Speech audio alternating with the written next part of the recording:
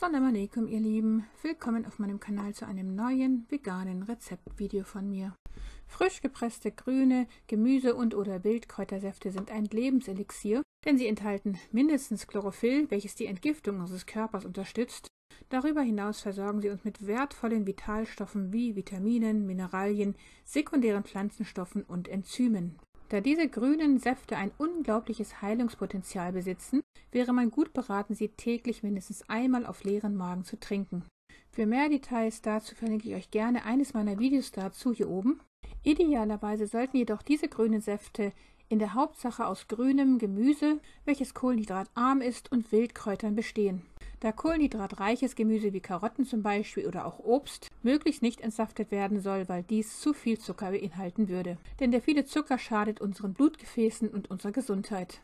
Hier sehen wir jetzt ein Beispiel, wie ich meinen grünen Saft jeden Tag presse aus meinem Weißkohl, aus meinem eigenen Balkongarten zum Beispiel. Vorher hatten wir die sauren Zierquitten gesehen, die man als Zitronenersatz verwenden kann. Hier sehen wir noch die Wildkräuter und dann gerne dabei auch immer etwas Ingwer, Knoblauch und rote Zwiebel. Man könnte auch anderes Kohlgemüse verwenden, wie Rotkohl, Brokkoli, Blumenkohl, Grünkohl, Kohlrabi und die Blätter von diesen und auch Radieschenblätter und so weiter. Denn gerade Kohlgemüse ist ein sehr vielseitiges und äußerst gesundes Gemüse. Es verfügt über Wirkstoffe, die Entzündungen hemmen oder auch vor Krebs schützen.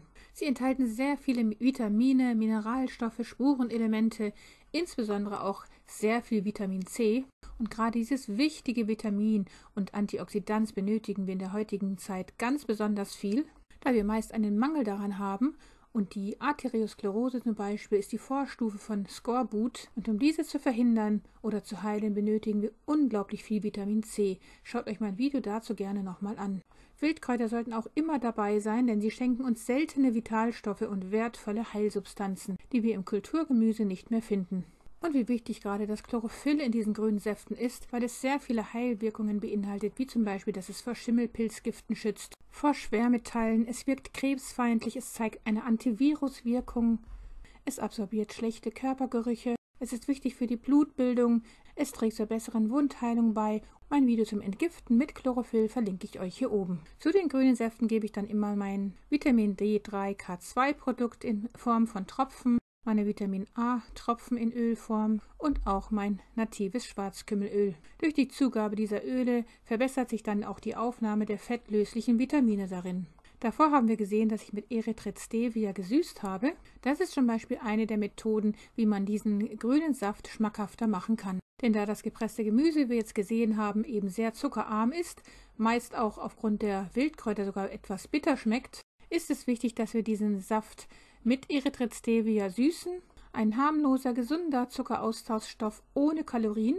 Und eine weitere Methode, diesen gesunden grünen Saft schmackhafter zu machen, ist es, ihn mit Oxymel anzureichern, wie wir gerade gesehen haben. Wir haben in dem Fall hier jetzt das Rosmarin-Oxymel verwendet. Ein Video dazu, wie man das herstellt, verlinke ich euch hier oben nochmal. Diese zwei Methoden sind also unglaublich wichtig, um dieses Lebenselixier einfach schmackhafter zu machen, damit man es wirklich jeden Tag als erstes auf leeren Magen konsumieren kann und sich auch darauf freuen kann. Im Sommer könnte man den Saft noch mit einigen Eiswürfeln versehen.